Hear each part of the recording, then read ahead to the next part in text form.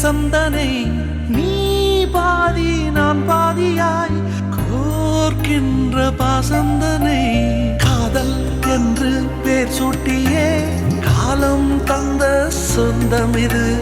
என்னை போலே பெண் குழந்தை உன்னை போலொரு ஆண் குழந்தை நாம் வாழ்ந்த வாழ்வுக்கு சான்றாவது இன்னும்